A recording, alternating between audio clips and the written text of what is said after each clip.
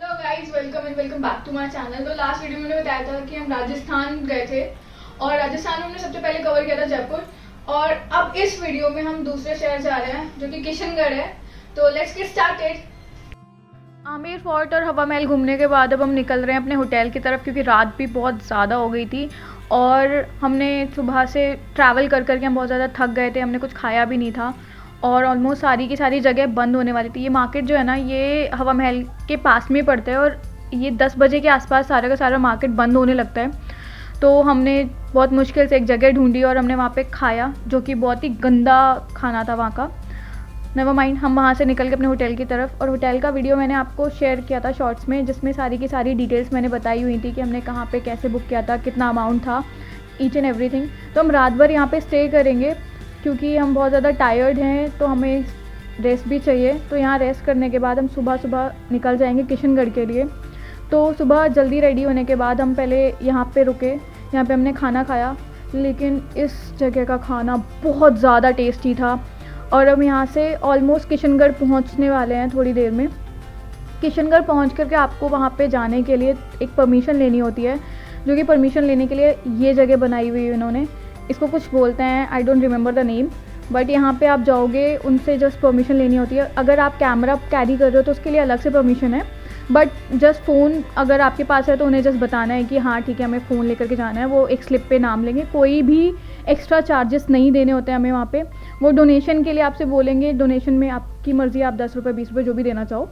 तो उसके बाद अंदर भी आपको कोई भी एक्स्ट्रा चार्जेस नहीं देना है। मैंने बहुत ज़्यादा सुना था इस जगह के बारे में, काफ़ी वीडियोस भी देखे थे, काफ़ी अट्रैक्टिव लग रहा था।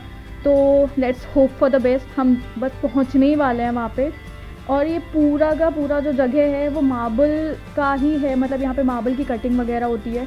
तो ये इन्हीं जगहों से जो मार्बल स्लरी वगैरह है उसको कलेक्ट करके यहाँ पे डंप करते हैं।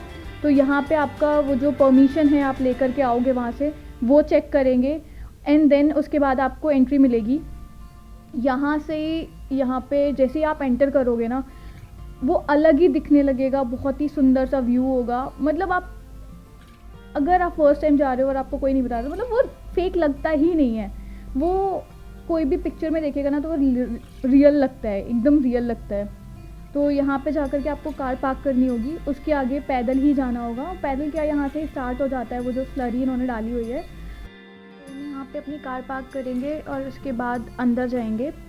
तो बेसिकली ये जगह जो है वो यहाँ की गवर्नमेंट ने इसलिए बनाई हुई है क्योंकि ये जो स्लरी है वो अगर कहीं और ये डंप करेंगे जगह जगह पर, तो इससे जो लैंड की फर्टिलिटी है वो बहुत कम हो जाती है। तो दे डिसाइडेड टू लाइक एक जगह इन्होंने डंप बनाया और वहाँ पे ही सारा का सारा स्लरी डालने का। और वो धीरे धीरे ऐसा हो गया कि वो एक टूरिस्ट प्लेस में कन्वर्ट हो गया। अब यहाँ पे लोग आते हैं, फ़ोटो शूट कर आते हैं। वो देखिए वहाँ पे शायद किसी फिल्म या किसी चीज़ की शूटिंग चल रही है।